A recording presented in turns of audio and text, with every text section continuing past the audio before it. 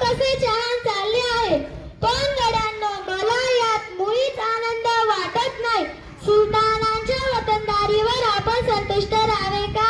मुळीच नाही. दुसऱ्यांच्या आंघोळीनेच आपण पाणी प्यावे का? कदापि नाही. आपल्या चारी बाजूंना अनेक परकीय राजवटी आहेत. त्यांच्यामध्ये सारखी युद्धे चालू असतात. या युद्धात आपली माणसे नाहक मरतात.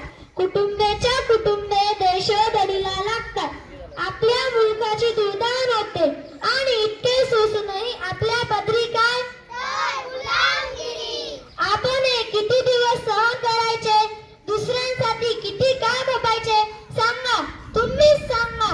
वतनाच्या लोभाने आपण हे असे चालू द्यायचे का?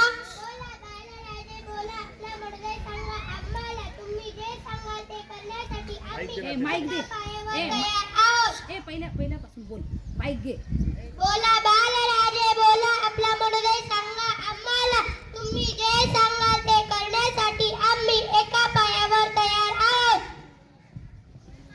हो राजे, तुम्ही जे सांगाल ते आम्ही करू. आमचे प्राणही देऊ. घ्या. एक गोल करा ना. गोल करा. करा पटकन. गड्यांनो, आपला मार्ग ठरला. आपल्या ध्येयासाठी सर्वांनी झटायचे, सर्वांनी खपायचे, सर्वांनी प्राण अर्पण करायलाही तयार व्हायचे.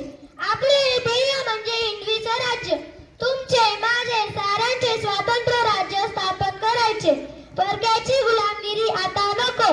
उठा, या राजेश्वराला साक्ष ठेवून आपण प्रतिज्ञा करू. थांबा. एक त्याला बसू दे. स्वराज्य स्थापनेसाठी आता आम्ही आमचे सर्वस्व वाहणार. हिंदवी स्वराज्याच्या रूपाने हे राज्य व्हावे असे श्रींच्या मनात आहे. श्रींचे मनोरथ आपण पूर्ण करूया. बोला हर हर महादेव. हर हर महादेव. बोला हर हर महादेव. हर हर महादेव. बोला हर हर महादेव. हर हर महादेव. बोला हर हर महादेव. हर हर महादेव. बोला हर हर महादेव. हर हर महादेव. जय भवानी. जय शिवाजी. जय भवानी. जय शिवाजी. जय भवानी. जय शिवाजी. धन्यवाद.